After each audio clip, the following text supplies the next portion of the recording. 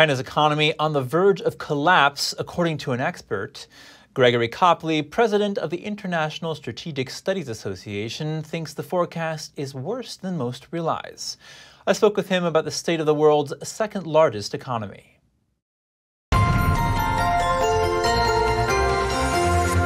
Greggory Kopli, thank you for joining us again. Good to be with you. Greggory, experts have said China is heading for a decade or more of economic stagnation. How do you view the country's economic outlook? I think it's more than just a decade of economic stagnation. We're seeing a reversion to the Maoist policies of population control, which will include mass starvation. I think we're looking at a really economic collapse.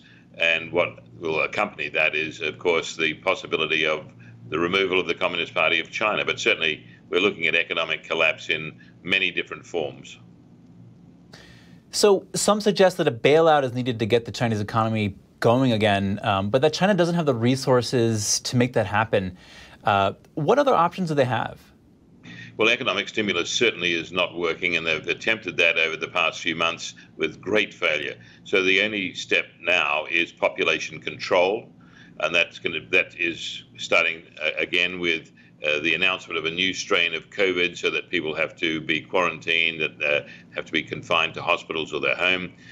That's probably unlikely to work. The other problem is a possible distraction by Xi Jinping in the form of a war, which he's constantly called for against Taiwan.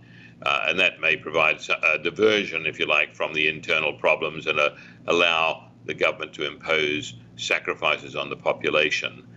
That, however, is unlikely to work too. The People's Liberation Army themselves have indicated that they would not support such an action. And how do the restraints the government there has placed on private business over the past 3 years factor into the overall state of the economy there? Well, the only resilience we've seen in the PRC economy has come from the private sector. The so-called Chinese economic miracle was not a miracle of the Communist Party of China or the government. It's been a response by the Chinese population, who are naturally entrepreneurial and been very productive.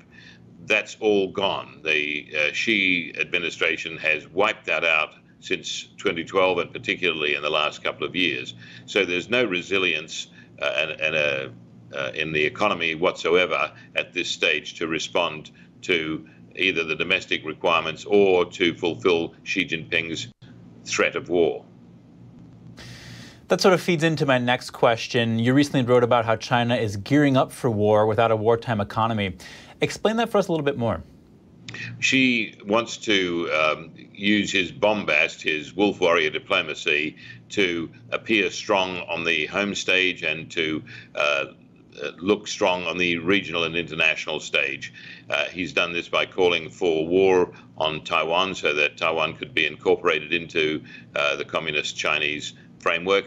To have a war economy is critical if you're going to wage war. That means you have to be able to understand how you can command all of your resources of state in terms of minerals, production, industry, and the like, food production being of critical importance, so that you can conduct this war.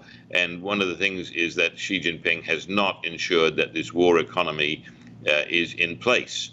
In order to wage war, you have to marshal your economy. Xi Jinping has not done that, cannot do that. People's Liberation Army is aware of that, which is why they've been indicating that they would resist pressures to go to war. Greggory Kopli, president of the International Strategic Studies Association, thank you. Thank you.